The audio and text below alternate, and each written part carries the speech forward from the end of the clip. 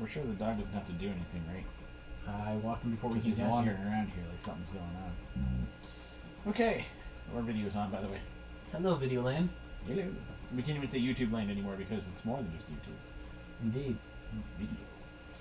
Okay, we all ready? Yes. Alright, here we go.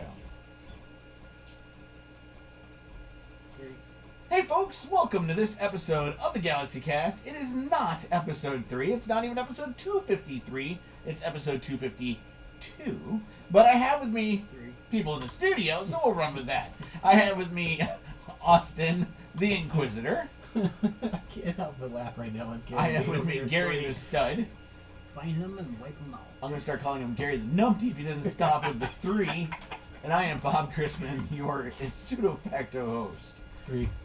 So, we have several things we're going to talk about at the beginning of the episode tonight. We're going to talk about the fact that Marvel may have a way to bring in the mutants to join the MCU. We're going to talk about the casting of DC's, well, Dr. Fate within the Black Adam movie. We'll talk about that a little bit. We're also going to talk about DC yet again dropping some movies, including an Aquaman spin-off and others. And then we're going to talk about the brand new trailer for the Bad Batch for Star Wars on the Disney Plus app. So let's get to it. Okay, so I thought I would highlight this article only because it got me intrigued a little bit about what was going on with Marvel. Because we all want to know, when are we going to finally see the mutants, right? Like, we're looking for the mutants. That's like the question of the day. So I'm going to read a little bit of this article because I thought it was kind of interesting. This comes from Inverse.com. It says, we're in the early stages of Marvel Phase 4, but leaks are already flying about the future of the Marvel Cinematic Universe. A believable new report claims to reveal some pretty sensational details about what's coming, including a pretty genius plan to introduce the X-Men into the MCU. By the way, consider yourself warned, these are possible MCU spoilers ahead. Whatever. The source of the latest Marvel leaks is Twitter, specifically an account named @MainMiddleman, who previously reported on the importance of Ralph Boner's necklace weeks before its importance was revealed in the WandaVision finale. I am surrounded by morons. More recently, they posted a new Twitter thread that's absolutely filled with alleged MCU spoilers, and based on their track record with WandaVision, we're inclined to give @Middleman the benefit of the doubt.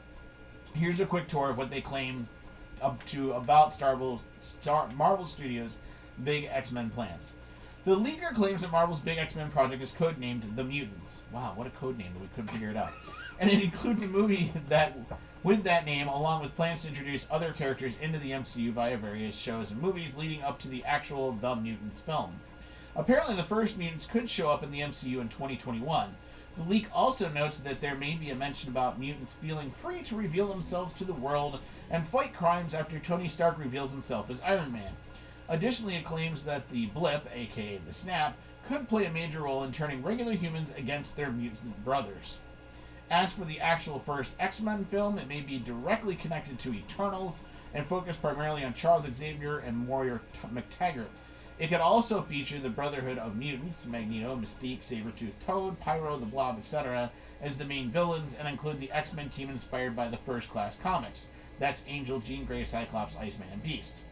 Finally, @MainMiddleman claims that the first MCU X-Men movie will focus on social issues about minorities, which makes sense since mutants have always served as a metaphor for minorities and the way society mistreats them. I always thought it was because teenagers growing up because they get their mutant powers. It's a little bit of both, and we'll talk about that a little bit.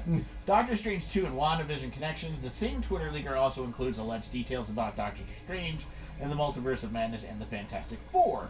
When it comes to Stephen Strange, it sounds like Mojo will be a main villain. Apparently, he's now working for the Marvel supervillain Nightmare and trying to get his hands on the Darkhold. The leak also claims the final WandaVision scene was actually a shot taken from Doctor Strange and the Multiverse of Madness. And if you're worried about another multiverse fake-out, take solace in this detail. There will be a huge scene for a union of interdimensional villains after the multiverse collapses. Finally, it seems like the Fantastic Four's introduction to the MCU is closer than we thought. Apparently, the team will appear in Ant-Man and the Wasp: Quantumania, which is set for release in 2022. The film could also tie into the upcoming Disney Plus series Secret Invasion, with the Fantastic Four's main villain potentially being Super Skrull. I know somebody here who kind of said that. But don't worry, Doctor Doom fans, the Supreme Leader of Latveria may show up too. That may sound like a lot, but there's even more with this leak. Check out the full length via the Reddit below. And there's a very long... I'm not going to read all this. this, but you can, when you get a chance, I'll put it in the show notes. Give it a chance and read it. It's basically everything we just read.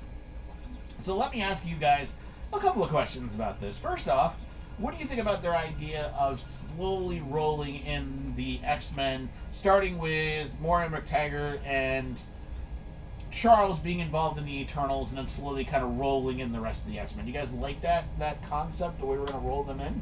I'd like to see it before I put any judgment. So you won't even say yes or no, or I don't like that, unless you see it in person? I'm walking into it with an open mind. Mr. Open Mind. I didn't read the original X-Men comics back when they first came out, or even the Silver Age or Bronze Age comics. I've mostly read the modern age ones, and the only inkling of like Golden Age or Silver Age I read is the Secret Wars comic book graphic novel I have, and that. Okay, Gary, what do you think? What do you think of rolling in the Marvel or the X-Men in this regard? I don't know. I think they should just go with Apocalypse. Like they make the first mutant, which is Apocalypse, and say, oops. So you're saying they should start way back at Apocalypse and work their way forward and kind of line up with the MCUs and all? Yes. I think their only fear with that is there's a lot of things in Captain America, and I'm going to even go between Captain America and Captain Marvel that would maybe not line up so well if they went that far back. Do you get what I'm saying? Like, I like your idea. I almost think you have to do it as like a flashback, though. Do you get what I'm saying? Instead of a whole movie. Just show them where they make Apocalypse. Okay, I get what you're saying. And they go, oops. Yeah. And, like, you could use that as a flashback, maybe even in Eternals. As part of the oops. That's what I'm saying. In Eternals, right, instead of introducing Charles and Moira, introduce Apocalypse, where he actually beats them up. Okay. Type of deal. And then escapes to Earth, and then the mutants begin. Well, they were on Earth already. They were already on Earth. Oh. See, I think what they may be shooting for here, and Gary, maybe you could correct me on this, I'm wondering if they're going to shoot for the whole, like, the Eternals are going to open up the whole, like, galaxy, right? Like, the Eternals are going to be more about the galaxy and not about Earth anymore. So everything we've had in Marvel has been Earth-centric, right? Like, everything's about saving Earth. Everything has been about protecting the Earth. Everything's been Earth, Earth, Earth, right? Guardians, yeah, a little bit about the outside world, but the Guardians came back to Earth to save Earth, right? Yeah. I think the Eternals in Phase 4 is going to open up the door to... There's a whole universe out there. And we have to consider what the role the Earth plays in that whole Marvel universe. And I'm thinking the way they bring the X-Men in is they use... What were the mutants out in space, Gary? Moira McTaggart was even associated with them, I believe. Starjammers? Yeah, the Starjammers. Thank you. I got them right. Well, they weren't really mutants, though. They were just a ragtag... They were just ragtag pirates or whatever. Yeah, but one of them was a mutant, wasn't he? One of them was a human mutant? I thought so. You had the Shi'ar Empire represented there, the Kree, and the Skrulls were all associated with them at one time. Right. But I also think they were only ever in the X-Men comics, right? Like, I don't think they ever ended up being in any other comic. I don't even think they were in the Guardians comics, I don't believe. I think they were in a Guardians comic. Okay. Later on, not the original Team Guardians. Oh, okay, a team later on. Right. Because... But let's face it, their main connection to Earth was always through the X-Men. This is where I'm kind of confused with the Guardians anyway. It is the main original group of Guardians of the Galaxy. Doesn't line up with what we're looking at now. With the Guardians of the Galaxy now. Right. Right, because the main group should have been the one with Stallone and those characters. Right, but they were like way in the future though. Right. Like they were supposed to line up with what would have been, I think, when Avengers split into Avengers West Coast and Avengers Great Lakes and the East Coast Avengers. I believe that's about the time, right? The Guardians was lined up with. Like the second Secret War or something, I think, happened. Oh, so it was even farther ahead than that. Right. Wow. Okay. So yeah, that's where I always said the Guardians. when people talked about Guardians of the Galaxy in the movie, I'm like, that doesn't make sense. It still doesn't make sense to me. It doesn't line up with the Marvel universe, at least as far as the comic books. So obviously the MCU shifted things for their own little purposes. But what they could do is maybe they create Apocalypse, the first mutant, and they open up the galaxy to fight. Yeah, I get it. Maybe that's what the Mutants film could be, right? The mutants fighting back against, not necessarily the Brotherhood of Mutants, but against Apocalypse. I do have kind of a problem if we are using the Brotherhood of Mutants as our main characters again for another visit with the X-Men again. I hate to say it, but that's almost an old... We've done that, twice now, right? We've done it 3 times. The animated series. Oh, true, with the animated series. Pretty much every animated series have used that kind of brotherhood. So. Forget the cartoons, just go to the movies. Wait, if we just go to the movies, we've done it twice now. We did it with the original X-Men series because the And first X-Men was like that going into the second one, right? X2. And then when we relaunched First Class and into, what was the one after that? Days of Future Past. Days of Future Past. That was kind of a mixture of the Brotherhood of Mutants as well. But it wasn't, though. It wasn't. I mean, it was Magneto, Mystique. Sabretooth came in and out. We never saw Toad. Did we see Pyro? I think we saw Pyro. Mystique was the rogue character, and I was saying rogue. No, I get what you mean. She was the yes. She was the one that was kept going back and forth, right between the X-Men. So you had Magneto, then you had Angel, right? Azazel, whatever you want to call him. Yep. And Avalanche, basically. Right. Ooh. Yeah, no, I get what you're saying, but I'm just saying I'm kind of the Brotherhood of Mutants thing is old and contrived. To me, it is anyway. And this is where I've always had a problem with the X-Men movies, is that they should have had the actual first class of mutants. Of X-Men, which is Angel, Jean Grey, Cyclops, Iceman, the Beast, Yep. and oh yeah, Warpath, right? he later became Warpath. I don't know what. Yeah, I forget what his initial name was, but yeah, it was Warpath. Then they had Brotherhood of Evil Mutants. And that's when you bring in Wolverine. No. You had Magneto, Mystique, Sabretooth, Toad, Pyro, and the Blob. Right. Okay. Have those 2 teams fight each other in the first. Yeah, I get it. Okay. Yeah. The second one, expand on what the mutant teams are and stuff. Right. So that because that's when you bring in Nightcrawler, Wolverine, Colossus, Storm, like that group. And some of them leave too, right? Like I believe Angel leaves at that point. I think Iceman goes off on his own too. Beast goes back to being like a professor. Nah, but it's not like the old class. Beast actually would stay as the Beast. Oh. Jean Grey would still be Jean Grey, at least at this point. Yeah, but Beast would not be your furry blue Beast. He'd be... No, he would still be the furry blue Beast. Really? Because First Class Comics, he's in the yellow and black, and he's not blue. He's a human-looking dude. He's a human-looking dude with huge hands and huge feet. Right. Okay. All right. I thought by that point he was blue. Nope. But anyway, so I don't know. Part of me too, and maybe it's just because what I liked in the Mutants. I'm disappointed we haven't played around with the New Mutants. I'm disappointed we haven't played around with the Morlocks all that much. There's a lot of options within the Marvel MCU. You know what I mean? And especially in the mutant realm that we haven't even touched base on. I think the only time we really play with the Morlocks is in some of the background scenes for Deadpool, the first one. A little bit, and they mentioned the Morlocks in that TV series on Fox that we were watching. Gifted. The Gifted. I was actually hoping because they were starting to lean towards the Morlocks in that show, and I thought they were going to introduce them, and then of course the show got canceled. Of course, you had the New Mutants. I have a question. I haven't even watched that. Have you? I can't find it. Yeah, that's the problem. Nobody can find it. I think Disney buried it on purpose because that was supposed to be. Well, I don't even know if it's been released. I think that it hasn't yet. It's been in the theaters. Has it been in the theaters? Really? It came out just before COVID. So then Disney deliberately buried that. They must have. They must have released it just to try to make some money and then went, okay, I don't this think will they cared never about be making found. money. I think they just wanted to bury it. It's out there, it's done. That's what I think is it's mostly a Sony project more so than it was a Disney project. Yeah. Now, to go back to you kind of were like, ooh, about the additionally claims that the blip could play a major part in turning regular humans against their mutant brothers. So here's the deal. Remember what the main part of the blip, why are people so afraid of Captain America and Iron Man and Thor? Like, in the movies, what are people afraid of? Why? Do you remember? The massive amounts of destruction in their wake. There you go. So the Sokovia Accords, right? That was supposed to be about controlling these people that have these massive powers. I think mostly Now, around think the about Hulk. who you're talking about. You're talking about, like, Thor, Hulk, you're right, Captain America, Iron Man. People, honestly, I mean, when you look at the MCU, they don't have a lot of power. I mean, comparatively. like Thanos and Right? Galactus and Well, Mephisto. I'm even saying, like, compared to Wolverine, Cyclops, Beast.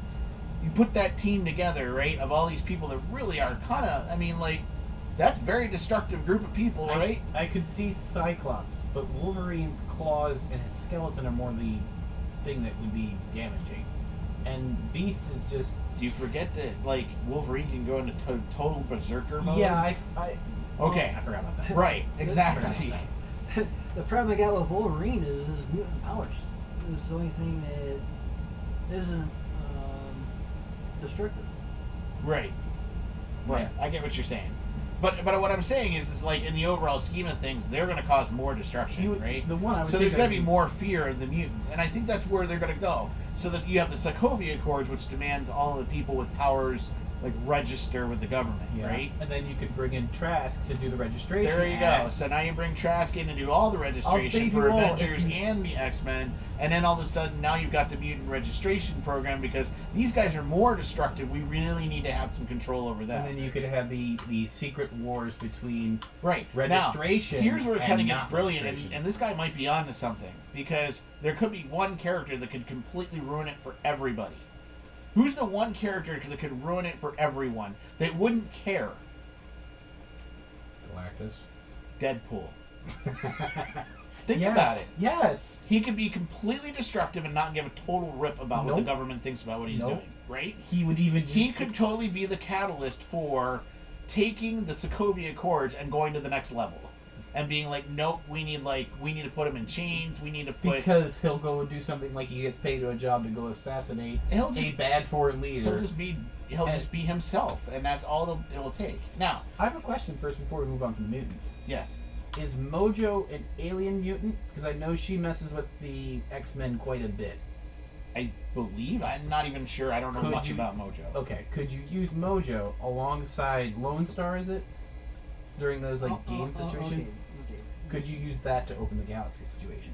Could. Mojo's not really. He's just an alien. Okay. That's my understanding, Mojo. Anyway, yeah. He doesn't have. Abilities per se. Yeah, he's just got a lot of money there. Yeah. He buys. Buy stupid stuff. You're right. Well, he buys loyalty. Right. Right. I guess the closest mutant on that whole thing would be Spiral.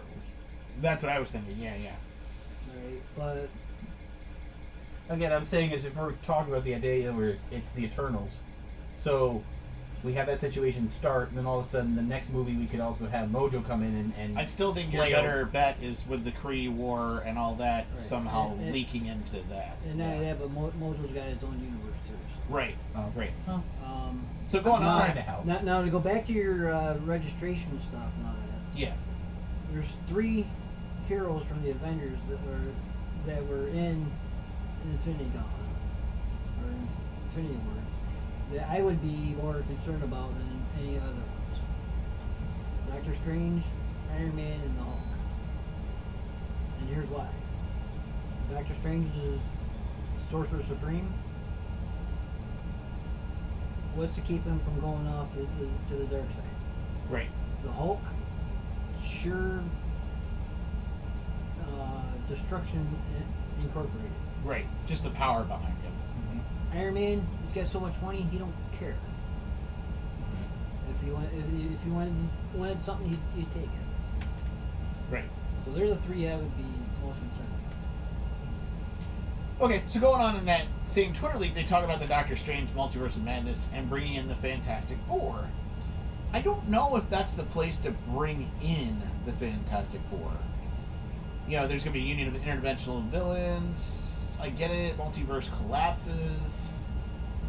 But how does the Fantastic Four fit into that? Like, how do you guys think that Well, with Ant-Man going into the multiverse? multiverse there, he could, when he comes back to our timeline, or universe, whatever you want to call it, he could bring the cosmic mist that transforms the Fantastic Four into the Fantastic Four. Oh, I get what you're saying. Okay. Yeah. Alright, I can see that. But that would kind of definitely play with their origin story, because I still like them being in a space station and Doing scientific research. Yeah, and a wave comes by and like hits them all with theta radiation and all that. Who's to say they're not on a space station when he does this? Yeah. True, I get what you're saying. Because he's affecting the entire universe, or their entire universe as a whole. But all this plays back into my theory about Secret Invasion and the Super Skrull and all of that, because that could all tie together the way I've been talking, right? Like Ant-Man and the Wasp could tie into Secret Invasion, which could use Super Skrull as the tie over between them. They're talking about Doctor Doom. Don't worry, he's going to come along. Sure, they're going to have a whole Fantastic Four movie with just Doctor Doom and Fantastic Four. And I'm fine with that. You don't need to introduce that into Ant-Man and the Wasp. I am leery about doing the Fantastic Four again because you have messed it up at least once with the newest one. I'd even say the second would be the earlier series, but that's because they're not... I'd like to point out the 2 times that they messed it up was under Fox's tutelage. Now, I'd like to think Disney's not going to go woke on this. Yeah. But notice how I said I like to think. I'm not putting my faith. This is Oz without that Vegas. I think they are going to look back at the Fox version and try to learn, I hope, from it. I would certainly hope so. That's a bad idea. I would think even look back all the way back to the first 2, because they actually, I don't think there was that much wrong with the first I'm 2. saying I think a lot of using the people first 2 as an example to do well. Right, better. Yeah, I don't think they were totally wrong. I do think there were some things wrong with those first 2, but I think they were better than the latest one. Gary, you're gonna say something. The biggest problem I had was Doom in both of them, both incarnations of them. Really, you didn't like the first Doom? I kind of No. liked the first Doom. Nope. What didn't you like about the first one? With the guy from, what was it, Nip Tuck? Yeah, I know them terms. Yeah. That could be just him. He was kind of an odd choice, as far as actors are concerned. But I thought he did the character justice. The idea that he could soak up power or throw it back at you. Yeah, I guess that's what I have a problem with, is he's not really a Fantastic Four member. And he was bombarded with the cosmic rays too. No, I was going to say, wasn't the whole origin of Dr. Boom was he did an accident, he had an accident in his lab, he had one scar, he then decided to say, I don't want to show my face anymore, and he put himself in the armor that was both made with mysticism and science so that he could control both aspects. And that became something Doom. along that, yeah. Something along those lines. Right. It's somewhere there. But my understanding too is that all happened during World War II, didn't it, Gary? Because I remember that happening because Red Skull and Doom ended up teaming up quite a bit, along with Zemo. Zemo was always kind of in that circle of bad guys. See, that's the thing. A lot of people forget that Doom spent as much time fighting Captain America as he did fighting the Fantastic Four. No, because the space race is what created the Fantastic Four. Yes, yeah. And Doom came out of that timeline. Okay. For some reason, I thought Doom had appeared before the Fantastic Four, but maybe I'm wrong in that regard. I don't think so. I think in the origin story, he was sharing a dorm room at college with Reed Richards. And when he was doing his accident, he was trying to be able to get his mother from the devil? I'm not sure if that's an accurate thing. Like, he was creating a machine to go to hell and back and bring his mother's soul back. I think it's from the Sizzle. And it blew up in his face, and he only had a single scar. Reed had warned him that the machine was not ready, but he didn't care. And Doom did it anyways, and then he became Doom, and he ruled Latveria. Oh, he had where he's from, Latveria. So he went back and conquered his hometown, and then made it a sovereign he nation. didn't conquer it. I think he just went back and claimed his throne. That's all. Right. Okay, so let's move on to our next article we're going to talk about, and that's the fact that we finally find out the person who is playing the last character in the Black Adam. We know who is playing all the other characters. By the way, we know that the DCU team that's going to be in this movie is the Justice Society of America, the JSA, by the way, not to be mixed up with the Justice League of America, the JLA. There's a lot of different societies and leagues in the DC universe, and so for some reason they just can't get away from that. The team's going to consist of Hawkman, Atom Smasher, Cyclone, and Dr. Fate. Now, we knew who all the other characters were, and now finally they have revealed who is going to play the role of my favorite character, Dr. Fate. And it is going to be the one and only Pierce Brosnan. This is going to be interesting. I don't know. I don't see it as a bad thing, especially considering he was James Bond during some of my favorite James Bond movies. I really liked. Yeah, I liked GoldenEye. I liked The World Is Not Enough.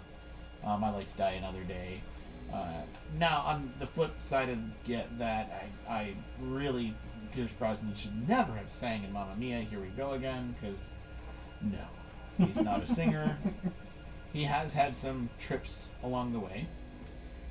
He joins another 007, by the way, who's already in the DC universe, because Timothy Dalton is in Doom Patrol as Dr. Niles the Culver. guy in the wheelchair. Yes. So that's all interesting. But the fact that he's joining this pretty good cast, and the fact that he's joining the Black Adam movie, which is starring The Rock, Aldous Hodge is playing Hawkman, Noah Centineo is doing Atom Smasher. Now, is Atom Smasher the same as Atom? I'm assuming that's the same character. Maybe I'm wrong. I don't think so. No? Okay. Quintessa Swindell is Cyclone. And there definitely is rumor that all these characters may show up in the Hour Man movie, because Hour Man ended up being a part of the JSA. And of course, all these characters have been kind of hinted at in the Stargirls TV show on the CW, so they're kind of using that version of the JSA, which I thought was kind of nice. I mean, they could have just totally blown off that CW show, but I think they're actually trying to honor that show a little bit, not necessarily line up with it, because let's face it, DC never does that. Why would they do that? But I do think it's interesting, and I think it's interesting that this definitely is going to try to, I think, garner the excitement that came off of Shazam to keep this, keep this rolling and going, because a lot of people have said that Shazam's either going to appear in this movie or show up in a Sizzle Reel at the end, and just kind of show that the two movies are going to connect together later on. Oh, okay, so this is not Shazam 2? I thought this was the whole... No, Shazam 2 will be a completely different movie. Okay. But the rumor is The Rock has already agreed to play back Black Adam in Shazam 2, and the other rumor is that everybody who signed up for the JSA here is well aware that the JSA will be showing up in Shazam 2. So they may have signed up for a multi-movie deal as members of the JSA, which is kind of cool, actually. And yet again, DC's slow rolling this out. Maybe it's a good idea. I don't know. But what do you guys think? Pierce Brosnan as a Dr. Fate? Does that fit your fancy? What do you think? I got no opinion because I don't know much about DC comic books to make an opinion. Okay. An honest opinion. I wonder what version of Fate they're going to follow. Are they going to follow where Fate can... I think this has to be the original one where he's a excavator and is going to discover the helmet, not the guy that's from Egypt who discovers it, haphazardly. Not what I'm saying. Is are we going to be doing the Fate where Fate kind of be a little more demanding of how the wielder of the helmet uses it, instead of it being more of like he puts the helmet on and Fate uses his body? Instead, Fate then kind of takes over when the helmet goes on and off. Well, okay. And see, a lot of people misunderstand how the helmet works. The helmet is Naboo. Is Naboo, yes. And Naboo takes the body of whoever wears the helmet. See, a lot of people think if the wearer takes the helmet off, Naboo leaves the body. He does not. But the powers of Naboo are not called upon until the helmet is put back on. So the helmet and the amulet work in tandem. So basically, once you put the helmet on, you are forced to wear the amulet because you're Naboo. If you take the amulet off, Naboo leaves. Yeah. But you have to leave the amulet on. But you can't use the powers of Naboo until you put the helmet on. Then you can utilize the powers. Does that... That makes sense. But I'm saying is Fate going to be grumpy because he's not being used a ton, and then finally so and so puts the helmet on. Oh, I think Fate's going to be used a heck of a lot more than you think he's going to be used in this movie. I understand that. Does it really matter? I don't know. It makes me. It's a concern of mine as if Fate's going to kind of be. You see, this is a problem I have with some comic books. Alright, they can't leave one person as a certain character. Right, they keep having to shift it from person to person. Right. Yeah. And each one is different than the other one. And everybody thinks that it's... Wait till we get to the Black Knight. And everybody thinks that it's the helmet that changes the attitude and everything. I think it's the attitude of the person that's wearing it. I agree with you, Gary. And that was my question. That's supposed to be what happens with Dr. Fate, and by the way, the Black Knight.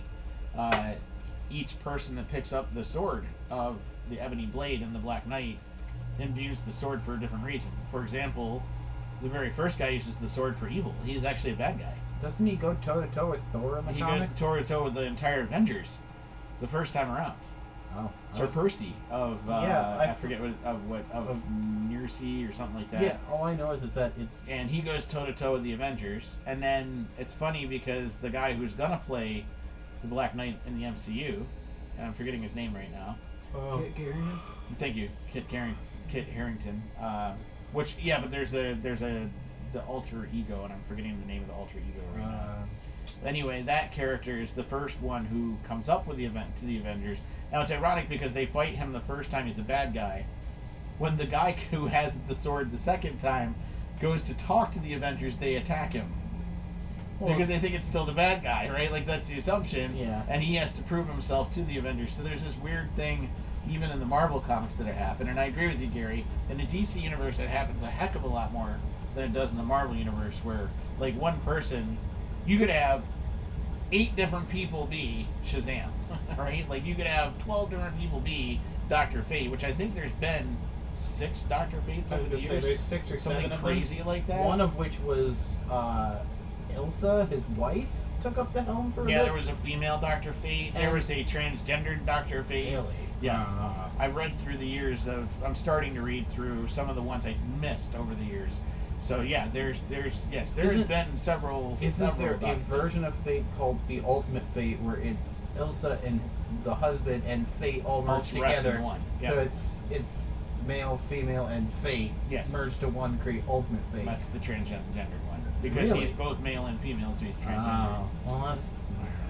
And there's Dr. Kitty Cat Fate. He just has ears poking through the helmet. I kind of like the idea of Pierce Brosnan. I'm kind of hoping this works out. I hope the team works out. I'm more worried about, like, the whole Justice Society. I want it to be a cool team. I mean, if you're using Fate, Atom Smasher, Cyclone, and Hawkman, it's a pretty cool combination. You're already on the good path. I think, you're on your way. But I worry about what Gary talks about all the time, and that is when you throw too many characters into a movie, is it too many people all at once, and will people be able to handle it? And more importantly, I go back to, when you look at the Justice League movie, there were so many characters in it. I mean, even my wife leaned over and went, "Who's that?" when Cyclops came on, because she didn't know who he was, right? I mean, like, yeah. At what point is there too many that somebody gets mugged? Well, and the problem is if you don't read the comic books and you don't know the backstories, like my wife, which not everybody's doing. And then you got a character that is your favorite, that is on the team and doesn't get any... Won't get a backstory at all, probably. Any airtime. Yeah. Screen time, yeah. Which I think Dr. Fate's got a beautiful backstory. Like, you could spend a whole movie on Dr. Fate, I believe. I mean, really, you could. You could do a whole movie just on the helm of Naboo. That's what I'm saying. Not necessarily right, who like picks just up the helm. Traveling through time. Yeah. Yeah. And that's what I'm trying to say. Like, there could be a whole movie about the JSA, quite honestly, and its formation. And I worry a little that we're going to rush through this, right, for the sake of having the Black Adam. Now, I love the idea of The Rock as the Black Adam, don't get me wrong. He looks the part. But I would rather it maybe have been opposite of just Shazam, like make Shazam 2 the introduction of Black Adam. I don't know. And then everybody's saying, well, this is supposed to be the precursor to Shazam 2. Okay, good. Okay, good. So maybe you are playing out the Black Adam's story a little bit. Okay. But I just worry that by putting the JSA in there, maybe you're trying to smash Too much in. at once. It's kind of like Suicide Squad, you know? I mean, like, I felt like Suicide Squad did the same thing. Too many characters, too much to keep track of. And then the bad guy was one of them, which didn't make any sense at all. So speaking of DC, let's move on to our third topic, which is also about DC. So apparently DC has already decided to drop the Aquaman spin-off, The Trench. Now, Gary I'm kind of glad you explained this, Gary, because at first I didn't get this. I thought they were getting rid of Aquaman 2, which they're not. They're going to get rid of the spin-off from Aquaman 2. Now, go ahead and explain it, Gary, so people, I like the way you explained it, so that I could understand it. Right. It's a movie about the Atlanteans that doesn't have, in fact, Aquaman in it. So it's going to have some of the bit characters from the Aquaman movies, like his brother, maybe his mother, I don't know. Maybe even Merida, Maybe. Merida? the redheaded chick. Mira, sorry. I keep doing that. Not Merida, Mira. I was gonna say Merida's for Brave from Disney. Well, they're both redheaded. Leave me alone. But yeah, that's what they're going to do. Do you think that has anything to do with Chelsea Handler's problems outside of the movies? Like the fact that she was having problems with Johnny Depp rating her and all of that, the lawsuits. Who? Not Chelsea Handler, sorry. Who's Mara played by? Amber Heard. Thank you, Amber Heard. Do you think anything that has to do with Amber Heard and her legal troubles outside of the movie? Because I know Warner Brothers has hinted that they want to get away from her. Or at least there has been talks about it. It keeps like every 2 months it crops up again. Right. And then it goes away for a while. And then it crops up again. And I do you think maybe that's part of it here? Like that's maybe one of the reasons they wanted to get away from this? Could be. I'm kind of wondering if maybe that's playing a role here. Maybe Mira was going to play a big role. Yeah, and the only way they're going to back out is just back out completely. Now, the one I think is really kind of some people were upset about is the fact that the New Gods was going to get axed in all of this stuff. So, they mentioned that it's going to be the spin-off, The Trench, and a New Gods was also going to get the chop. And the reason a lot of people are upset about New Gods is it was supposed to introduce some key characters in the DC universe, like Mr. Miracle and Big Barda. Now, I got to be honest with you, in the DC universe, I don't know those characters all that well. Big Barda and Mr. Miracle, they were all well past what I read in the DC comics. I kind of gave up on DC after a little while. I dropped off just before New 52, honestly. I know for a fact that Big Barda transferred over to Justice League Unlimited or Ultimate for during the Batman Beyond series, which is a comic book. That's well beyond what I read. That was more like early 2000s. Right. I stopped like late 80s, early 90s is when I stopped reading DC side of things. Big Bird is like an Amazon / She-Hulk character. Okay, so that's what she is. Isn't she also from Apocalypse too? I think so. Yeah, because she also has the energy lance staff. Like, what about Mr. Miracle? I've never even heard of that character. That was like, and I'll admit I haven't Googled it. I should have. I don't know Mr. Miracle. See, that's what I'm talking about. Where everybody's like, "Ooh, New Gods is gonna get cut. That's too bad." And I'm kind of like, really? Because I really don't know many of the characters in New Gods, and I really can kind of see where I'm like, well, maybe not a big deal. Especially for me, it's kind of hard to have New Gods when you haven't introduced the gods. I was going to say, the new gods are actually the gods you would know, because the old gods had a war, and then that created Apocalypse and New Genesis, and that's the new gods is But that's New what Genesis I'm saying. and Apocalypse. Before you even consider New Gods, why wouldn't you do all that first? Because that happened way before any of the heroes in DC Universe exist. That happened at the beginning of DC Comics. Eternals is about to introduce the same concepts in the DC Universe. But the Eternals, in the Marvel comic books, Eternals create two different sects. One's the Deviants, which later become the Mutants, and the other sect becomes the Gods, which basically are people like Thanos. The gods in DC is like, if I correct me if I'm wrong, is like Zeus, right? Odin. It's the Greek gods. It's based on the Greek. No, gods. that's just the Greek gods. All the gods. All of the gods exist. Then, basically, a war happens. all of the ones that decide to be evil get sent to Apocalypse, and Darkseid becomes their master. And that's there's rumors that the reason they couldn't do any of this is because Zack Snyder ruined it all. Because he introduced Darkseid.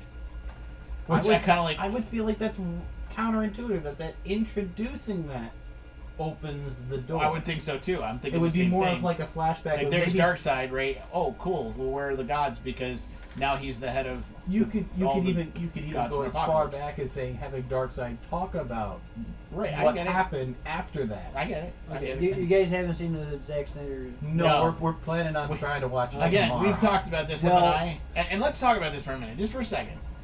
Who has 4 hours in their life to sit down and watch a movie? I mean, I get it, Gary. I get it, Gary. I understand. And everybody's like, well, how could you have not watched that yet? I'm like, I don't have 4 hours in my life. Like, I would need, and here's the thing, and it's because of who I am. I don't want to sit down and watch it in chunks. So I don't want to watch 2 hours here and then 2 hours there. But 4 hours for a movie, I'm just being honest with you, is insane. It's insane. I've only ever done it once in the history of my movie watching, and that was to watch Gods and Generals. Oh, Gods and Generals. Gods and Generals was one like of those two real movies. As a matter of fact, it was so long that in the movie theater there was an intermission I was gonna to say. change reels. Back, when we had reels in the movie theater, but they did. They literally had to have an intermission to change reels. Even Titanic was only 3 hours and 20 minutes long, I think, right? Something like that. But since you brought it up, I'm going to spoil something for Okay, I don't care. I don't. you. Okay. Yes, Darkseid's in the Justice League movie, Yeah. and he battles Zeus and Ares. Oh, good. Oh. So we have a precursor, Right. and we could go back. So, can I ruin it for you? What? Warner Brothers already said they're undoing the Snyder universe. They're not going to keep it. They should keep it. I know. They There's should this. keep it. Here's what I don't understand. Anytime the fans scream for something, immediately, whether it's Disney, Warner Brothers, or any other company for that Nope. matter, they're kind of like, nope. Why is it when the fans scream for something, they're like, yeah, we're not doing that? Do they not want to listen to their constituents? I don't get it. When I watched the Justice League movie that Zack Snyder released, Yeah. I understood Justice League. Okay. The Justice League movie. See, Austin's got kind of a disadvantage because I he didn't- never watched the original Justice League. I didn't watch the original. I've only heard I should yours, make him. Eric. I should force him to Yes. watch the Justice League first, and then we'll watch the Snyder cut Yes. because I think he really needs to see the difference. Yes. I don't want to. And what a dumpster fire because I haven't seen Snyder cut and I already know it's better than the dumpster fire. Plus, he needs to watch Godzilla vs. Kong. Yeah, well, we're working on it. We're working on it. I have spring break this week, so luckily I'll have some time. I'm not talking about the new one. I'm talking about the old one. We'll work go on back that and too. watch all of that. I will work on that with him. Okay. So let's talk about our last topic of the beginning of this episode tonight, and then we'll go to The Mandalorian. So the trailer for Star Wars: The Bad Batch, the very first trailer, has come out, and we watched it tonight. And this might be my second or third time watching it. We rewatched it. So, what do you guys think of this trailer? I mean, is there anything that jumps out at you about the trailer? Is there anything exciting, anything bad, anything that just jumps out in general? What do you guys think of the trailer? Tarkin. Tarkin. That's all that jumps out at you, Gary, is this Tarkin? The only thing that really jumped out to me is why in one of the shots is the blonde-haired character, because I don't know if it's a girl or a guy, and I don't want to assume, using a Night Sister bow. I just think it was something that was around. I mean, that's just my guess. Along with Tarkin is the suplex that Wrecker puts in the one thing. Yeah, okay, yeah. That's Yeah. it. I gotta be honest with you, and I can't believe I'm saying this. I'm actually getting worried that the animated side of Star Wars might be a little played out. I just, they... I mean, after Resistance, I kind of feel like it was dead. Well, I think they didn't do themselves any service with Resistance. I kind of felt a little bit that way on the extra Clone Wars episodes they threw in that we watched, and it was kind of like 7th season. yeah, the last season of Clone Wars was kind of like, okay, at least we're coming to an end on this. And then the Bad Batch was in that group, and I'm kind of like, oh, please don't, please. And they're like, oh, we're gonna make a show about that. I was like, damn it. At first, I was excited for the show. I was like, yeah, these guys. I'm kind of worried that now somewhere in the middle of this, they're gonna come up with some other character, and they're gonna like, we're gonna have to make a show about that now. You know, like how long can you draw out spin-offs can we do? That's what I'm trying to get at. Okay, how long can you draw out? And I'm calling it right now. There's gonna be at least one episode with a fuel problem. There's going to be at least one episode with some sort of weird floating creature somewhere in the middle of it. That has fuel. That has fuel, right. So you're going to have one episode with wolves that are very sentient. Maybe. But do you see what I'm getting at here? Like yes. there seems to be some common threads in the Star Wars. And you're going to go to a planet that everything's going to be called Planet Cat, Planet Wolf, whatever planet this is. Maybe. Really reminiscent of Rebels where it's everything's Loth Claw. Here's the interesting thing I think that's going to be hard for this show to do. And that is not, because they're not going to be able to do it, not have a lot of Jedi around and pull the show through without Jedi characters. Well, you could carry and without anchor characters to pull the show through. You get what I'm saying? In one of the shots, we saw Rex. You could pull some of the clone captains that get away. So you could pull Rex. You can pull Wolf. You could have them come. I don't see Rex and Wolf though as anchor characters per se. They're not necessarily anchor characters, but they're better than nothing. I get it, but I'm saying you're not going to find a Princess Leia or Orlando Calrissian. You're not going to find a C-3PO R2-D2. I don't think in any of these episodes. You could have them go pick up Gregor. Yeah. I know who could do this. Mace Windu. Nope. No. Han Solo. Because he wasn't in any of them. Well, you're right. He wasn't. He was not. But you get what I'm saying, right? Like. It's going to be Han Solo and a Tauntaun. I thought they smelled bad on the outside. Yeah. So, do you guys think there'll be more in one season of this, or do you think this is like a one-off? I'm putting money down that it's a one-off. I do not think it'll probably be 2. You think so? Maybe 3. I'm going to go up 2. I read a story of why, or an article why the Imperials got away from, or the Empire got away from the clones, or stormtroopers. Okay. And this might be the reason why. The Bad Batch will be the reason why. And what's their reasoning behind it? Like, what happens? Well, Tarkin is ticked. Well, yeah, you can tell in already off in the beginning. I want the Bad Batch squad taken down. Yeah. Found and taken care of. Yeah. It sounds like he's sending the entire GAR after him. Oh, I think he is. And I would love to see this, where it's like Wrecker and all of them just going toe to toe and taking out dozens of. I think it might explain why Rex is where he is by the time we get to Rebels, because he's off on this planet, trying not to be part of anything and not make a name for himself or not be recognized by anybody. Right. Because I think the Bad Batch is going to ruin it so bad that his only option is going to be to just go away. It's either that or serve in an Imperial Training Academy and training kids. And remember, at the end of Clone Wars,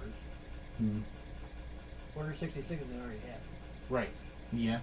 And anybody that's going against the Republic is going to be... It's going to be brutally brought down. Have the army brought after them. Right. They're going to be silenced. Right. Sign this on for me? And Rex is already to the point where he doesn't want to fight his own brothers. Right. Yeah. So maybe he talks the Bad Batch into not fighting. Right. Exactly. I'm kind of wondering if that's the case too. Well, no. In the show they even talked about saying Regs are worth less than the Bad Batch themselves. Pardon my stuttering. But yeah, could you say it without stuttering? Because I don't understand what you're saying. In the show, when they were talking about it, especially when Echo was still not found, I would have left him. He's just a reg. And then you see almost a fist fight brawl after that line.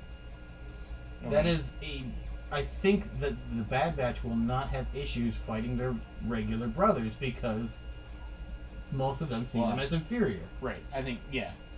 And I think they're going to be seen as they're going to be seen as nulls.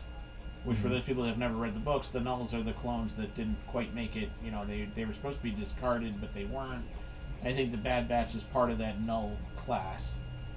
You know what I Yeah. think would be interesting later? If they could do it, it would be nice to see it happen. Is to have those nulls, and maybe even Rex, folded into clone or to Mandos. Huh. I would like that. I'd like to see them come back to full circle to being Mandos again. Because remember, the nulls were trained by Mandos. They all were, actually, technically. I know that's Legend series at this point, but I don't care. They were trained by Mandos. From what is still, even in the Clone Wars. from what was still canon, the ARC Troopers version 1 through 3, Right. which is basically first battalions prior to Jango Fett's death, were trained. And Rex was one of those ones in there. He was Right. trained with that and the strategic And they were trained by mindset. Mandos. They were trained by Fett and one other Mando person. But Right, but that was Mando. Yeah. Yeah. Yes. Those ones. But then after the group 4 or 5, when they started getting the 5 number digits, Yeah, I get it. they switched over to Yeah, bounty these- hunters. Right. Basic training. Okay, so those are our thoughts on those subjects. We'd love to hear from you. You can head on over to our website, galaxycast.com, or you can find us on Facebook, Twitter. You can find us on MeWe. You can find us on Gab. So we're all over the place. You can find us on YouTube and Rumble and leave comments there. We'd love to hear from you. So those are our thoughts on those subjects. We're going to take a break here in just a minute for some commercials, and then we'll be back to talk about the very last episode of Season 2 of The Mandalorian and everything that comes with it. So we'll be back in just a moment. All right, do you need to take a break quick, or I'm good. I'm just going to take my headset off to put my ears. rubbing your ears? Yeah. Well, the headset's squeezing my head. Aw. Squeezy. Hurts. I heard as bad as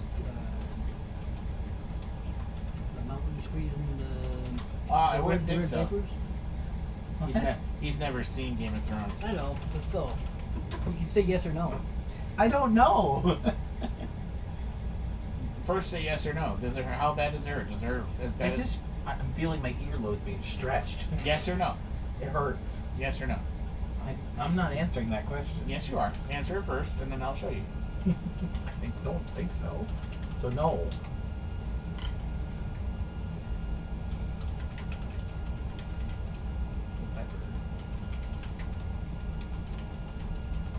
Not that Viper.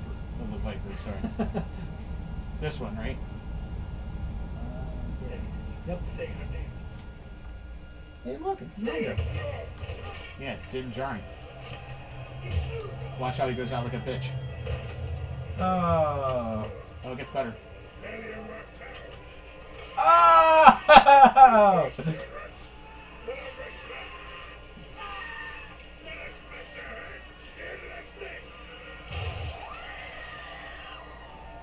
Popped his head like a cantaloupe.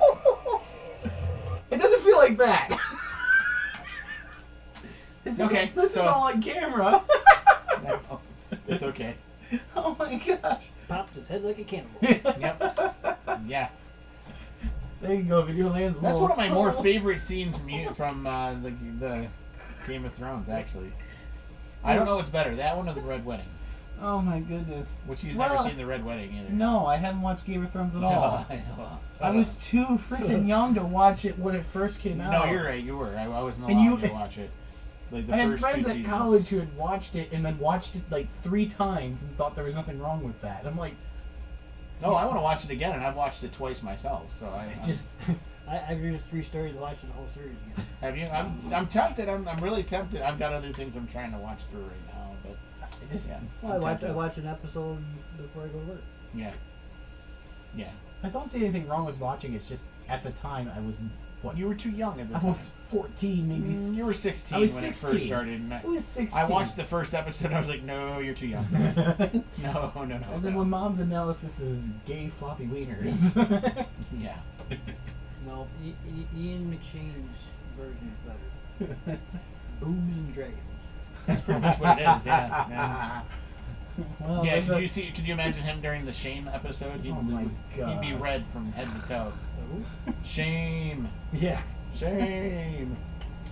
Family Guy made fun of that. Yes, I they think did. They did. So you have a pretty good idea. I what have an happens. idea what it is. Yeah. I'm concerned where it actually is. All right, we're ready to get back to recording. I think the blowing up of Maesters voice sounds good too. Oh, yeah, that was pretty good. Yeah.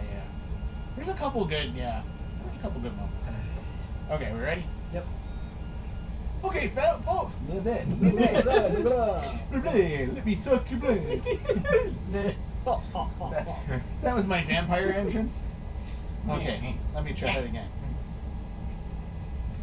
Okay, folks, welcome back to this episode of the GalaxyCast as we discuss Season 2, Episode 8, titled Chapter 16, The Rescue. See, I got it right this time.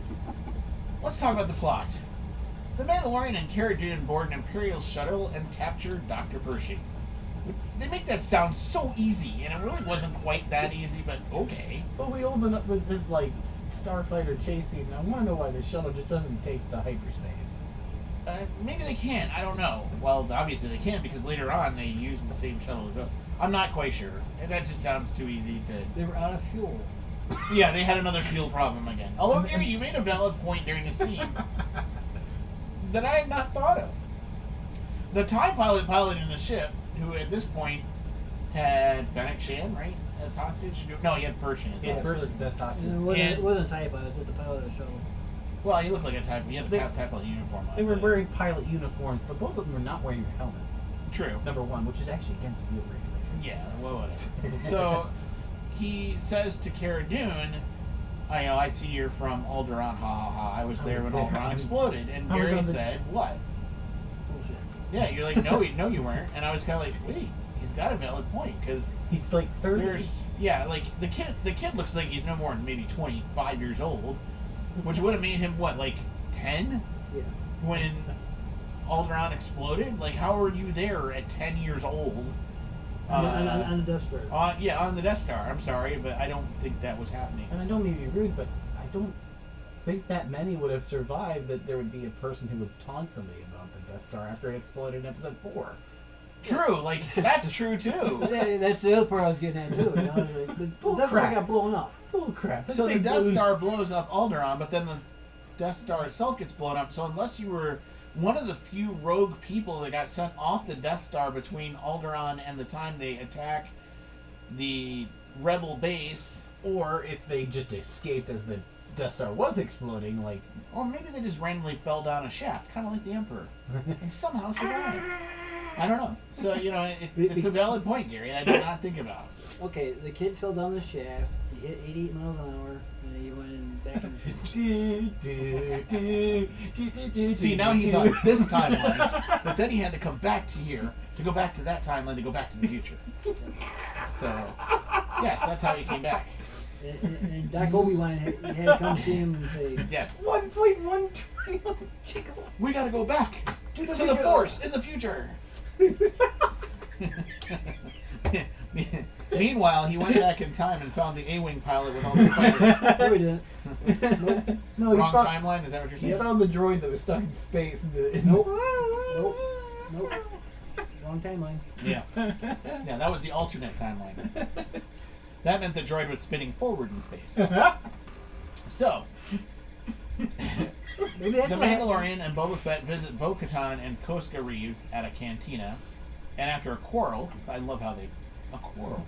Sure. Between Fett and Reeves about the purity of the former's Mandalorian lineage, they agree to help rescue Grogu in exchange for Bo-Katan getting the Darksaber from Gideon.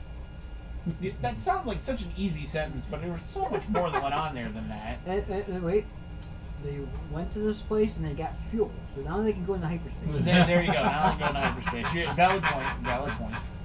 Although I would like to point out that this Mandalorian fight that happens in this cantina, did you notice, first off, nobody else even steps up to even, like, I'm not getting in the middle of that. Like, not even touching it with a 10-foot They're pole. watching two people with armor beat the crap of each other. I would like to point out that apparently to men, codpieces don't do a damn thing.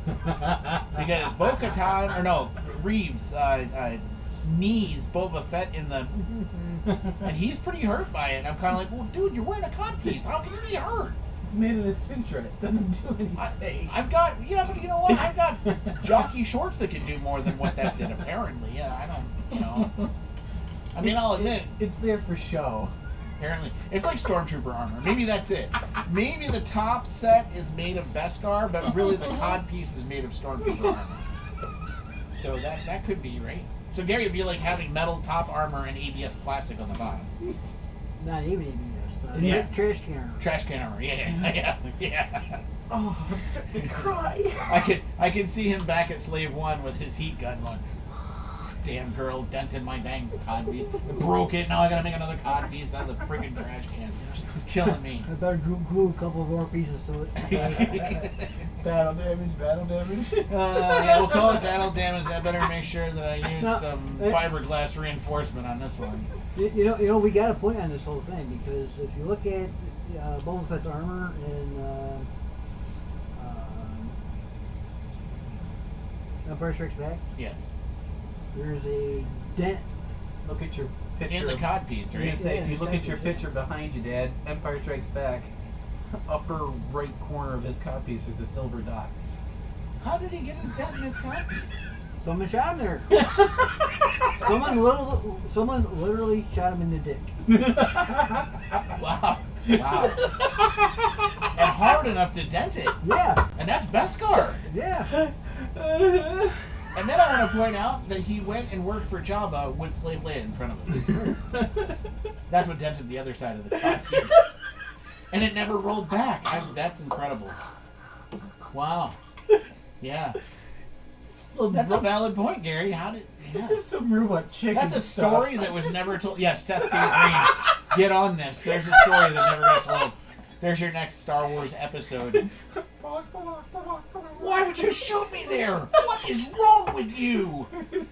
Do you see all this other armor? You couldn't hit any of that. But you shot there. Why did you go there? And then later when he's like, oh man, I gotta be careful. Make a sound. Actually, that's why he's got Wookiee braids. That's a Wookiee claw mark is what that is. And he's on the ground going.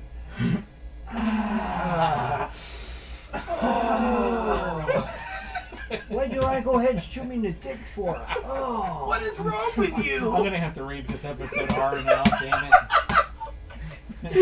What y'all did to me? You got me throttled on YouTube now.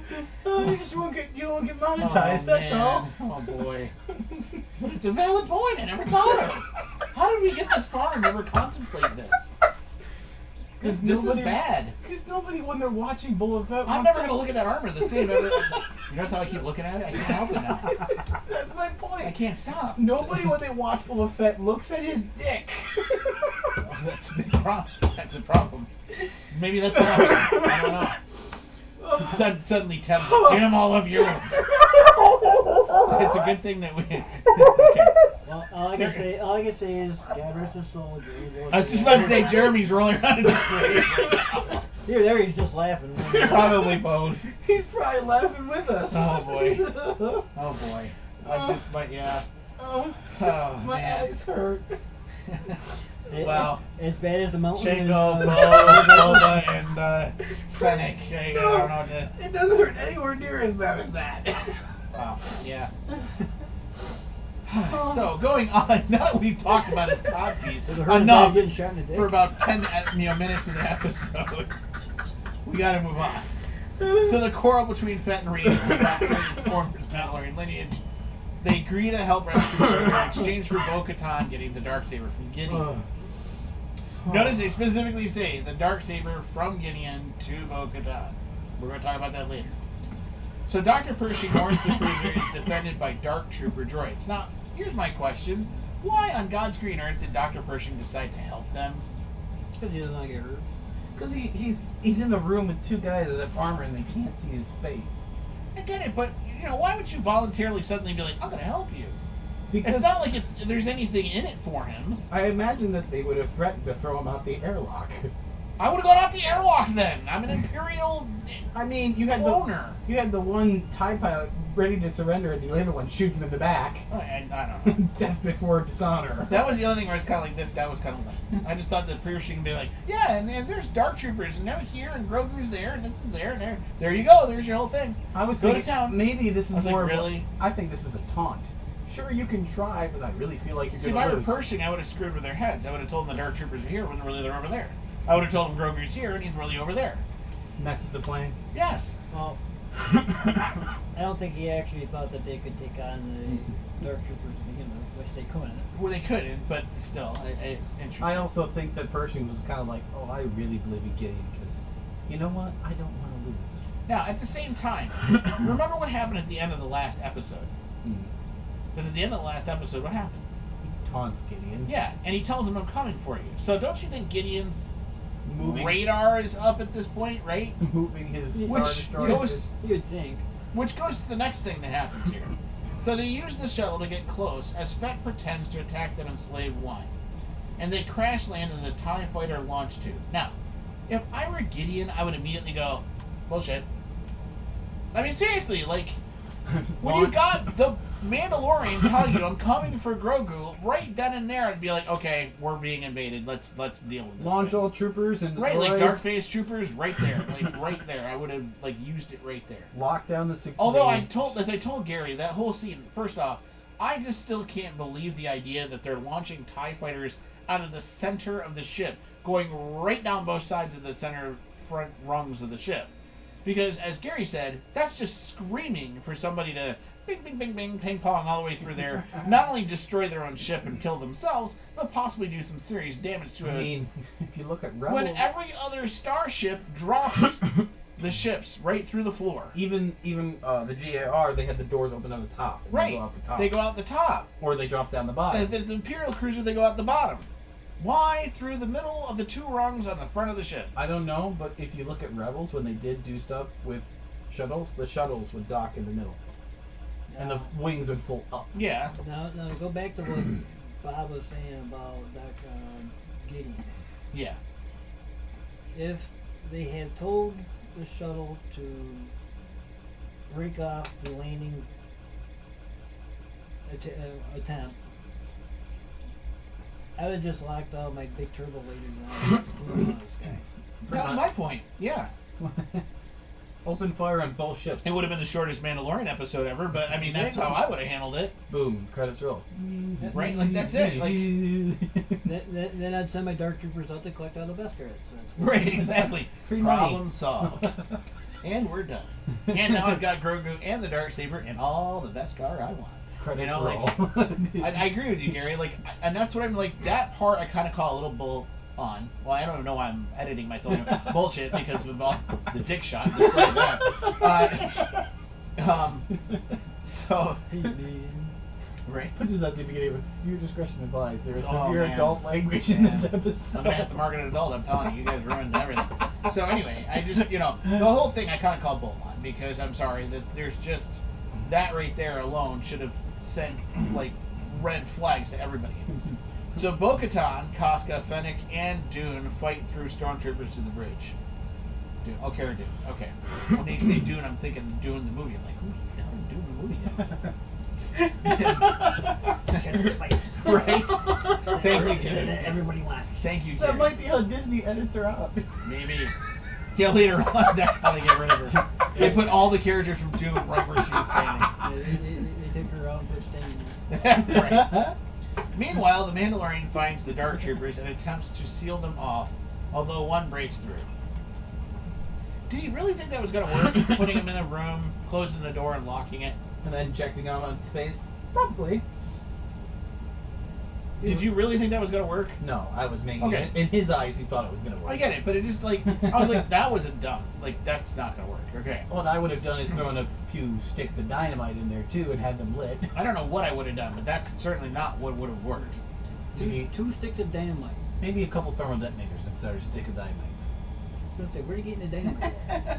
I would have been using those little red, Oh, the Magno mines? Yeah, I would have just thrown a whole belt of those in there. Right. Just walk in with the bandolier. Just take the bandolier off, throw it in there, and walk away. Yeah. So after a Just go protracted Rambo. struggle, he barely defeats it using his Beskar spear and ejects the others out the airlock. He then enters the cell where Moff Gideon is standing by Grogu and the Darksaber extended. Darksaber extended. I love the face Grogu gives him is like, you finally showed up. Actually, I kind of felt like Grogu was giving more of a like, where the heck have you been? Like, He's just sitting there with the Gary, what do you think Grogu was saying right there? Shit about it. About time you got here. Right? I really wanted Grogu to like look at his hand like a watch, you know. Like, about time, you know. I've been making these stormtroopers dance all the time, and I'm getting bored of it. Yeah. About time you got here, I was about to make this one dance. What are you doing here? Like, there are times I wish we had like subtitles for Grogu, almost like we were subtitles for R2 or something, right? Like, Oh, there's people who do that on YouTube. yeah. I was going to make him start dancing, and then whipped out his darksaber. And I got That scared. sounds wrong. That just sounds wrong. You should never whip out a darksaber, especially if you're getting it, Or in front of a child. or in front of. Yeah, he's under the age of 18 getting. So. Oh, wait a minute, he's 50 years old. Oh yeah, that's true. I guess it depends on what lineage you're from now, right? Like, so Gideon offers to let the Mandalorian take Grogu if he leaves the ship immediately. But Gideon strikes the Mandalorian when his back is turned. Dick. Yeah, like Gideon really. First off, how dumb did Jaren have to be be like, oh sure, yeah, I'll negotiate with you. Good idea. Yeah, I'll leave the ship. I was kind of like, do you idiot? Why would you turn your back to him? Why are you even doing that? Because it's in the script. I guess He was told to.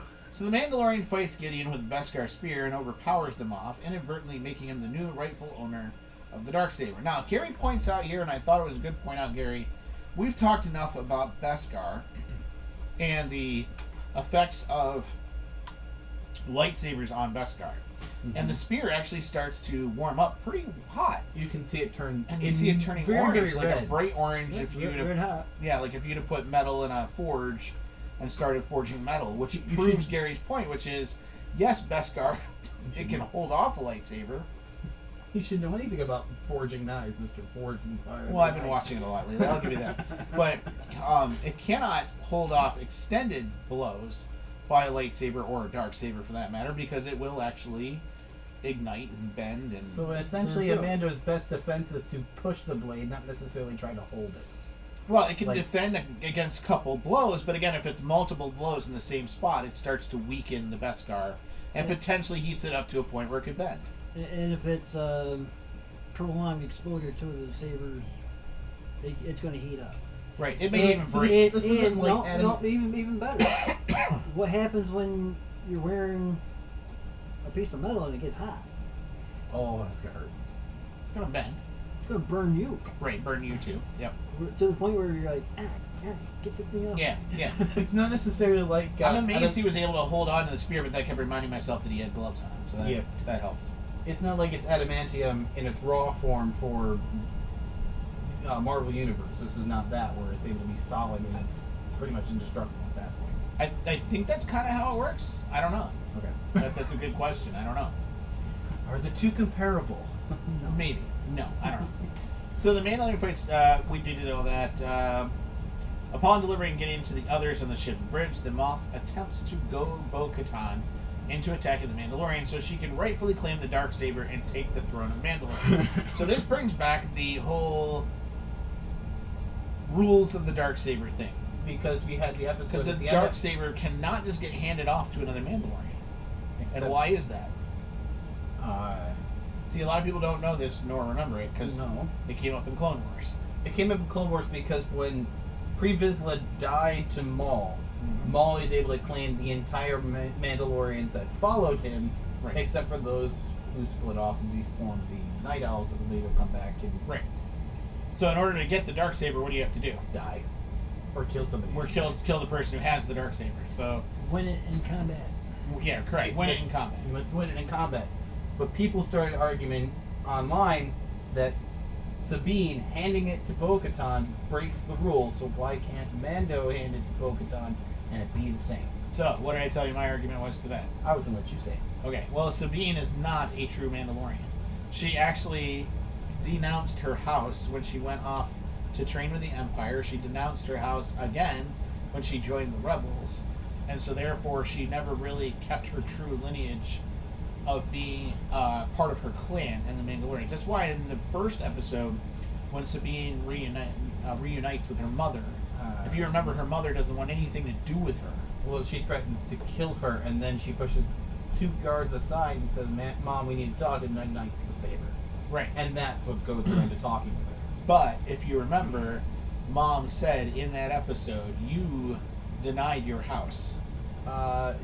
She said you have brought much disgrace and honor upon our family. Right, Brothers disgrace and dishonor to our clan and our family. And the only way she denied her house to keep ties with the other clans and not be pulled under is for her brother to serve as Gar Saxon's lackey. So she went to serve the Empire, which was disgraceful to the house. So the brother served the Mandalorians in a way to balance the power there. From the episodes, it wasn't her going to serve in the Empire. That was encouraged. It was her leaving the Empire, and the weapon she designed. That's what I meant. The weapon she designed, the Duchess, right, were the two things that disgraced her from her family. That's why that works. That still works within the Star Wars realm. So that's kind of undoes the theory that a lot of people have online. Okay, going on. The Dark Troopers return and close in upon the bridge, working to break through the blast doors by basically punching the ever-living crud out of them. Close the blast doors. Close the blast doors. Yeah, with the Rock'em Sock'em Robot, as Gary put it. A single X-Wing lands, the pilot which is a Jedi Knight who engages and destroys all the Dark Troopers. And Gary, you kind of pointed out that this is kind of reminiscent of the Darth Vader scene in Rogue One, correct? Like that's what you were... That's what I was referring to, and also even Darth Maul's scene in Clone Wars Season 7. Yeah, where he land-based crap ton of clones. And he's not using a lightsaber at all. He's lifting walls and throwing blades. Doors and everything else. Yeah. Okay. But I saw this one being a little more lightsaber-esque and a little less Darth Maul-ish, if that, you know what I mean? Well, yeah, Darth Maul-ish, yeah, but it's still Vader. Right. He's still using a heck of a lot of force. The one thing I power. will say about this, though, is it's not human beings, so there's not a lot of force choking going on. Where Vader's I saw as being a little more vicious.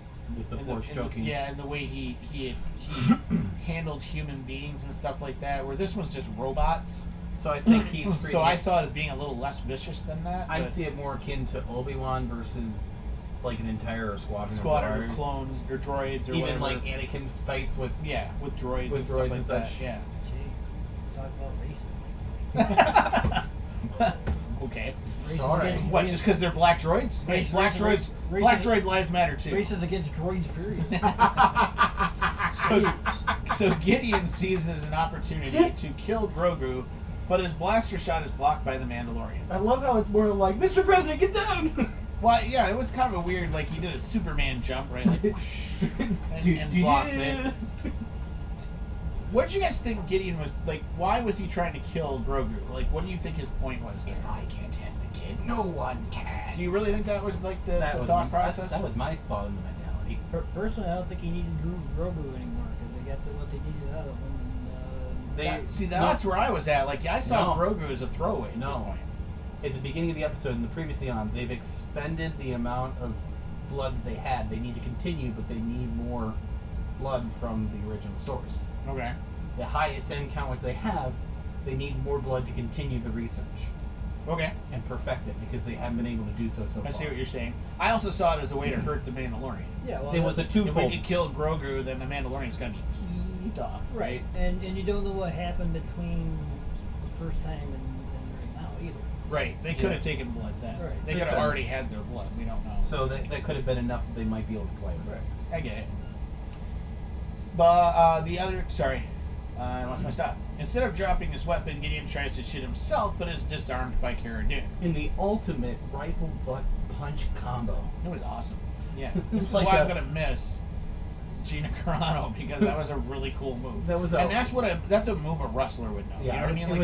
It was definitely like a thwack. That was a thank you very WWF, much. Like, kick their butt kind of move. Oh no, it's a chair! I guarantee Gina's the one that suggested that move. I'll put money down on it. Oh, I'd love to get a conversation with her. And she was an MMA player, not a wrestler. Thank you. MMA, they're sorry. But she was also in American Gladiators, too, for those who don't know. So, I also thought it was interesting that Gideon tried to shoot himself, like a typical... Death before dishonor. Well, I mean, yeah, that was the one thing that a lot of people don't know, like during World War II, that all of the Nazi generals were ordered to kill themselves before I thought it was being the captured. Japanese generals that just did it by honor. Same thing. They were taught the same thing too. The Nazis did it because they didn't want their secrets getting out. The Japanese did it because they actually believed in their afterlife that they were better off taking their own life than letting a bad guy take them. They would actually put them in their bad place in the afterlife if they were killed. It's tradition for them for the samurai. Right. Is that what the thing Yes. is? Okay. Yep. Sabaku? Whatever. Yes, sabaku. I don't remember what it's called. They All I would know, take the knife and they would disembowel themselves. all I know is one of the freaking English classes I had. We read Madame Butterfly. It's in there, and I'm like, what the Yep. heck? That's the Who samurai would way. do that? And they're like, yeah, that's just That's, tradition in that's Japanese. what they I'm believe. like, They'd rather take their own life and have their souls in their hand than let an enemy take their life or theirs. that's just Or weird. Or to take captive. I don't mean Right. to be racist. It's just that's not something I'm used to. It's just a different way of thinking. All right. I'm very Christian. I don't think that's very nice. I was gonna say you're not samurai. Yes, true. So going on, the others object, but the Mandalorian opens the blast doors to the Jedi, who reveals himself to be Luke Skywalker. Okay, so Gary boos that one. So we know Gary's not a fan. Also, were you a fan of Luke Skywalker being the guy that enters the room there? I was at least happy that we had a Luke fight. That we didn't see a wimpy Luke. No offense, Last Jedi Luke, very wimpy. Yeah, but I thought Luke in Return of the Jedi was pretty good. Luke in the Return of the Jedi was good, but we haven't seen that kind of Luke in the newer series. So I'm kind of like, thank goodness we're getting back to the really good Luke where he kicks butt, and I just moved my popcorn, kicks butt and doesn't take no for an answer and tries to do the best that he can to be the Jedi way. I get it. Can I tell you my theory or what I wish would have happened? Mm-hmm. I wanted it to be Ben Solo. Yeah. See, my theory would have worked so much better and would have been so cooler. If it had been Ben Solo who came in, finds Grogu, but somehow Grogu never makes his way to Luke Skywalker, because Ben does something nefarious, kills him, tortures him, tries to find something out about his knowledge of the light side of the dark, whatever. But you could have drawn that out into a whole other storyline, right? Like, it could have been a thing. But then you could have used that character as a crutch from then on. Yeah, but you can still use Grogu as a crutch from now on. No, because he's with Luke and he's training, and then you can kind of just... Yeah, but what I'm saying is you could have had Grogu, working with Ben Solo and training with Ben Solo, and then Ben turns on him, and that's how Ben goes from being Ben Solo to And nothing Kylo. says that can't happen It now. could still happen. I'm just It saying still could happen. it would have been a heck of a lot cooler. I just think the Luke Skywalker thing was too easy of a way out. Way too easy of a way out. So, Grogu hesitates to leave with Luke until the Mandalorian gives us permission to go with the Jedi to complete his training. So Grogu obviously wants to stay, and the Mandalorian's like, nope, I don't have that ability to teach you. You need to go. I think Luke said that he wants your permission to go. Right. Because Grogu's kind of attached to Mando like a father. Well, remember, they've now named themselves a clan of two. That was the Mudhorn clan. Right? Yeah. In an emotional farewell to Grogu, the Mandalorian removes his helmet and tearfully looks on as Luke, accompanied by R2-D2, departs with Grogu.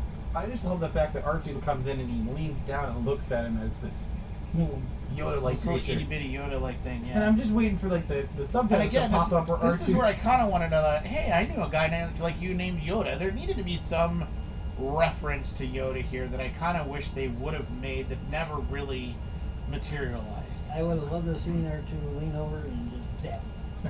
Like you kind of did with Yoda when you met him in the swamp. Yeah, when Yoda was hitting him with the stick. Again, that's all I Zap. want is the subtitles of like, don't you dare beat the crap I out was of just me. looking for an R2, like, like something like that. Just like, wow, he looks like Yoda. Like something. I don't know. We got a little bit of that. No, just look at him and say, you better not hit me with a stick. Yeah. If not, this is for you. You better not go to Dagobah, damn it. And then taser him. And then you have Luke go, R2, we don't treat people like that. He just looks up at him like, what you gonna do about it? So then we get the Sizzle Reel. This is the thing that had everybody talking while they're still talking about it. So after all the credits on Tatooine at Jabba's palace, Fennec kills several guards. Then Fett kills Bib Fortuna and takes the throne, which is the throne for Jabba the Hutt, or what was Jabba the Hutt. And it's like, hi, Boba, it's good to see. Oh. And then we get the casting, the information that we're going to see a new TV show titled The Book of Boba Fett. Now, I had a person ask a really stupid question to me. Okay. Alright? Did Jabba die? Sorry. It's my fault. I was tired. It's been a long week, okay? Leave me alone. You're No. on vacation. No. We don't give you a break. You've been on a vacation for this full day. That's been one day, dude. Seriously. Okay, so, yes, I'll admit, I asked the stupid question. Wait, isn't Jabba still alive? And you're like, Gary's like, Return of the Jedi? Leia, like, chokes him to death. I'm like, oh, yeah. Oh, It's yeah. like the whole thing of, like, why Carrie Fisher is like, yes, I'm wearing a bikini, but you know I guess that's why I'm partially So here's what I am slug. partially confused about. Why would Boba care about going back to Jabba's palace to take the quote-unquote throne there? What's the big deal? He's just a simple man making his way But through you the see what I'm galaxy. saying? I Like, know. If he's a bounty hunter, who cares about Jabba's throne? He's no longer a bounty hunter. He's no longer a bounty hunter. So what is he then? He's a He's crime not- boss. He's now the king of bounty hunters. If that's what this He's a crime boss. if that's what this is going to be about, He's El Capone. if that's what this is going to be about, this is going to be a boring show. I'm just telling you right now. I'd rather see Boba Fett the bounty hunter than Boba Fett the crime boss. It's just not going to work. nothing says that he doesn't have to get his hands dirty. He looked at Bill Fortin and said, "Made him an offer and come back here." Apparently, also gave him a lot of cannolis. Did you see the size of it, Fortuna? Good night. It's like he ate 5 Twi'leks before he killed one. He didn't eat 5 Twi'leks. He ate 3 quarters. And I'm a big guy, and I said, yes, you're right. Poor Roxy. Poor Roxy didn't make it, man. They eat everything, including the Rancor. Actually, I didn't know Biff Fortuna could actually eat that many Gamorrean guards. I mean, that's incredible. I mean, have you seen what's his face from the Clone Wars era, where he's the big fat Twi'lek? Yes. The blue. I'm Yeah. forgetting his name. Yeah. Oh, Onfrita. Yeah, Orn Frita. Yeah. He was He on made Orn Frita look small. Nah. He had the one Twi'lek thing was The Leku? The one Leku was really the Yeah. whole of the weight. See, Bill Fortuna is the same as Boba Fortuna. Yes. His name is Boba Fortuna. Golly. Oh, yeah, you got coconut Gamorrean, Gamorrean sandwich, knew where he's going. Gamorrean salad. Gamorrean bacon. Bubba Graham. Stupid is stupid does, sir. All right, so Big Gamorrean boil. let's rate this episode before things get too weird. 0's a don't bother, 10's a must see. Anybody want to go first? I'll give it. Fine, I'll go first. Fine. Oh, I was just about to. Okay, so I'm actually going to give this one an 8 out of 10. It's not a 9, it's not a 10. I give it an 8. I'll give it an 8 for a couple reasons. First off, the whole Dark Trooper thing, didn't scare me. I don't think they're a big deal. We made a big deal out of a bunch of robots. We've had robots before. They're called super battle droids. They're called droid decals. We've had all sorts of droids before. What made these droids they're painted black, so what? We've had commando droids painted black. I didn't see the big deal behind We that. even had these in Rebels. The dark phase trooper droids. They were security droids on cargo ships. So I didn't see why that was such a big deal. Luke Skywalker, too predictable. Really, seriously, too predictable. I know they could run away with these stories later. Grogu could be part of the temple that Ben Kenobi's part, or Ben Solo's part of later on. It's Ben Kenobi, and there's all sorts of things they could run with for later on. Here's the problem they've got now. This is going to be awful of me to say. With Boba Fett leaving the show, probably getting his own show, with Grogu leaving the show, getting his own thing, what do you have left? You have the ability for a show So based on the part of me Mandalorian. says you took away Cara Dune, you took away Boba, you took away Grogu, you took away Fennec, so now you've got the Mandalorian, you're back to the Mandalorian, that's great. But the problem is, over the course of 2 seasons now, you've built up these other characters that you threw away. Now we're back to just the Mandalorian, and my question is, can the show go on with just the Mandalorian? And I'm sorry, but I just don't think it can. I think you're going to have to build up other characters. I know of a few ideas what you could do, but it's almost akin to the side missions along the way for the other 2 seasons. Right. So that's my concern. I see it spinning off to Bo-Katan and the Mandalorian teaming up to take over Mandalore?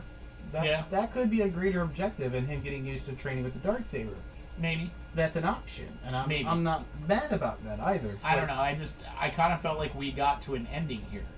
Almost a little too ending-ish. And this is what I was telling you guys. This is how I felt at the end of Endgame. Right? Like, okay, you wrapped it up. That's it. And we're done. And they're like, no, there's more in the Marvel Universe. I'm like, no, you kind of wrapped it up there. Like, kind of hard for me to go, yep, there's more. Print, there's a wrap. Yeah, it's just... Yeah, there's more, but you're not going to have the excitement. Investment. Right, the investment and the excitement. It's not like you can have Thanos come back and beat you all right, again. so you have to build it all back up existence. again. And this is where I'm saying, like, the Mandalorian, you're going to have to build it back up again. Just forget about Thanos, but you got a new Captain America. Right. You got a new Iron Man that's going to be coming, a new Thor. You know, Hulk's never going to be the same. Yeah, you're not going to have the investment in the characters anymore. Right, because your originals are now gone. Right. The ones that attracted everybody. Perhaps Endgame came too soon. That's what I said. Oh. They shouldn't have done Endgame as early as they did. So that's my feeling. You know, it's why I give it an 8. It was, it was still a pretty good episode. It wasn't a bad episode. It just felt, I don't know, too finalized maybe for a season 2 finale. For a show that's supposed to go on after this, and I'm kind of questioning how. Okay, who wants to go next? I'll go. Okay. I'm with you. I'm at an 8. Okay. Similar reasons, but some of the things that I'm happy about is the fact that we got to see a real good fight with Luke prior to Last Jedi, Okay. timeline-wise. And it makes up for me having so many qualms with Last Jedi's interpretation of Luke. Well, and I know that's... I gotta say this to you. The last 3 movies that came out for Star Wars was not supposed to be about Luke. Right. I know that wasn't supposed to be about Luke. So you're not going to see the badass Luke in the movie. No. And you did it. Right. And I'm glad we saw it here, where it's 5 years after Return of the Jedi, where it fits. Not really. I felt like it fits. I feel like it could be a good way to maybe... I would even love to have a spin-off show of Luke kind of reminiscing on his past prior to Last Jedi and talking about where it all went wrong. But I give it an 8. Okay. Gary, your thoughts? Give it a 7. Ooh. Wow. Dark Troopers, the whole flying the shuttle into the ship, with TIE fighters coming out through the middle of the ship like you're saying. Doesn't make sense, yeah. None of that made any sense at all.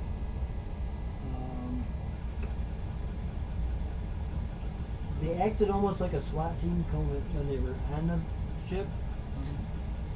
But the 2 in the back should have been more paying attention to the behind them. The rear, yeah. Right. Your rear guard should always be facing to the rear. Right. So you almost have to have the back 2 people walking backwards. Yes. Yes. Oh, okay. Watch the Marines, they do that. Even SWAT teams do that. Oh, okay. Well, I was thinking more like if you watch Republic Commando games, every once in a while you turn around. And One guy would be... in particular with Cara Dune being the shock trooper that she is, she should have been doing that Right. automatically. Yep. Even if she was in the front, she should have been looking around the back. Luke Skywalker showing up, like you said, too predictable. I rather wish it was Mace Windu. Yeah, that was right. You want a Mace Windu there. You know? Mainly because of his connection with Yoda. Yeah, I get it. Yeah, that would have been... It would have been interesting to have him.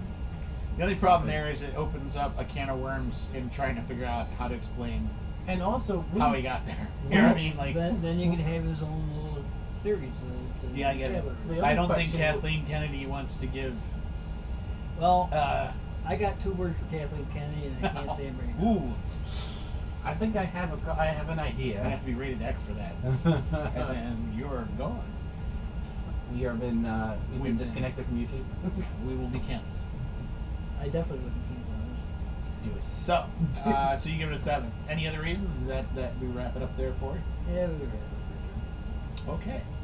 So those are our thoughts on the season finale of season 2 of The Mandalorian. We have no idea when season 3 is coming out, which, by the way, with them canceling Gina Carano, they are now even farther behind because they had all of the scripts written for season 3. Cara Dune was in every episode. Every episode. That has been revealed recently. And now all of a sudden they're having to rewrite everything in the entire season. Wow. And they're having to take it a So- completely different direction. That's how major of a role Cara Dune played in season 3 of The Mandalorian. So they're back to square one. And now there's So- rumors that we might not see a Mandalorian until 2022 or 23, And that might be too maybe long. 24. That might be too long for Star Wars fans that like this show. Yeah. And that might be where Disney Plus loses their sales. Yeah, there's rumors about that too. So, all right, those are our thoughts on the season end of season 2 of The Mandalorian. All those things we talked about at the beginning, everything from DC to Marvel to Star Wars' Bad Batch. We'd love to hear from you. So again, find us on Facebook, find us on Twitter, find us on MeWe, find us on Gab. You can find us on Rumble and comment there. You can find us on YouTube. Please subscribe if you're on YouTube. Click that notification bell. If you're on Rumble, give us a Rumble, please, because we really enjoy that. And as we like to say here in the Star Productions Studios, may the Force be with those who listen. To Jedi Killer Dillion. I hate those shatter points. And Shazam!